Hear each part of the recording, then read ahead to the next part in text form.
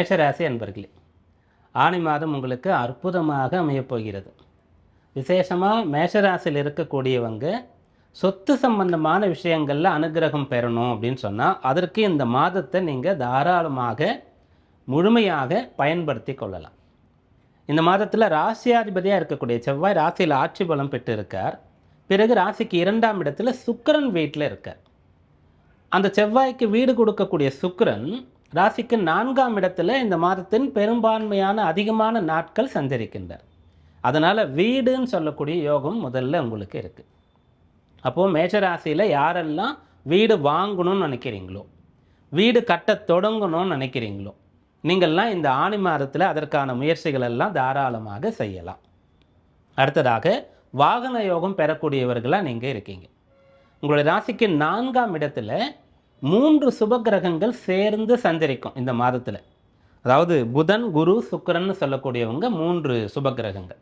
குரு முதன்மையான சுபர், சுக்கிரன் அடுத்த சுபர், புதன் தனித்து இருந்தாலும் சுபர்களோடு சேர்ந்து இருந்தாலும் சுபர். அப்போது புதன் மிதுனத்தில் இருந்தாலும் கடகத்திலையும் மீண்டும் மிதுனத்துக்கு போகிறார். 2 ராசியிலையும் சஞ்சரிக்கிறார். அதனால் வாகன யோகம் சிறப்பாக இருக்கிறது. கல்வி நன்றாக இருக்கும். கல்வியில் சமீபத்தில் தேர்வில் நீங்கள் சிறப்பாக வெற்றி பெற்று கல்லூரிக்குள்ளே போகணும் அப்படின்னு நினைக்கிறவங்க, அதுபோல் பள்ளியில் அடுத்த நிலைக்கு அடுத்த ஆண்டு சேரணும் அப்படின்னு நினைக்கிறவங்க, இவங்களுக்கெல்லாம் நல்ல ஒரு கல்வி கிடைக்கக்கூடிய யோகம் இருக்கிறது.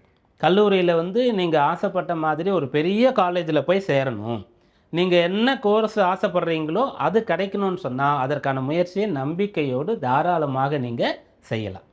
அதற்கும் கூட இந்த 4ஆம் இடம் வலுக்கிறது, அது ஒரு காரணம். அடுத்ததாக ராசியாதிபதி ராசிக்கு 2ஆம் இடத்துல இருக்கார், அது ஒன்று. சூரியன்னு சொல்லக்கூடியவர் தான் உங்கள் ராசியை பொறுத்த வரைக்கும் புத்திக்கு அதிபதி. அப்படிப்பட்டவர் மிதுன ராசின்னு சொல்லக்கூடிய புதனுடைய வீட்டில் சஞ்சரிக்கிறார், 3ஆம் இடத்துல இருக்கார். அப்போது நம்மளால் படிக்க முடியுன்ற ஒரு தைரியமானது உங்களுக்கு கிடைக்கும். அதனால் மேஷராசியில் இருக்கக்கூடியவர்கள் பிள்ளைகளுக்கு கல்வி, அடுத்து ஓரளவுக்கு கல்வியில் முடித்து நல்ல வேலையில் இருக்கிறவங்களுக்கு லோன்லாம் போட்டு வீடு வாங்குறது, கார் வாங்குறது அப்படின்ற யோகம் இந்த மாதத்தில் இருக்கிறது.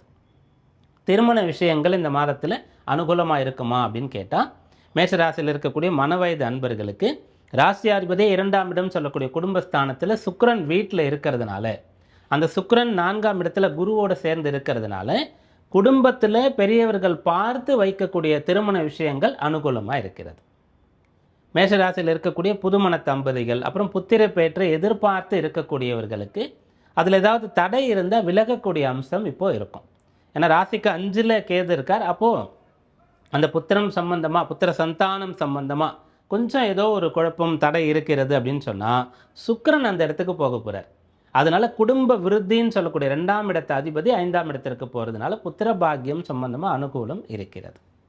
இதெல்லாம் மாத கிரகங்களை வைத்து சொல்லக்கூடிய பலனாக இருக்கும்.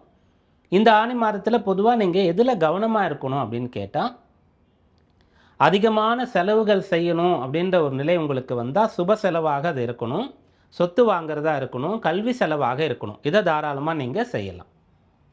அடுத்து கவனமாக இருக்க வேண்டிய விஷயம் அப்படின்னு பார்க்கும்போது, மேஷராசியில் யாருக்கெல்லாம் கொஞ்சம் தீய பழக்க வழக்கங்கள் இருக்கிறதோ அது அதிகமாகிறதுக்கான ஒரு அம்சம் இருக்கிறது. ஏன்னா இந்த குரு சுக்கிரன்னு சொல்லக்கூடியவங்க சேர்றது கடகராசி சந்திரனுடைய வீட்டில் போய் சேர்றது, அப்புறம் அந்த சுக்கிரன் கேதுவோட போகிறது. அதனால் அந்த சிற்றின்பம் லாகிரி வஸ்துக்கள் அப்படின்னு சொல்லக்கூடிய விஷயங்களில் கொஞ்சம் கவனமாக இருக்கிறது நல்லது. மற்றபடி இந்த மாதம் சுப பலன்கள் தரக்கூடிய நல்ல மாதமாக இருக்கிறது. இந்த மாதத்திற்கான வழிபாடுன்னு பார்க்கும்போது ராசியாதிபதி செவ்வாய் சுக்கிரன் வீட்டில் இருக்கிறதுனால அம்பாள் வழிபாடு அற்புதமான பலனை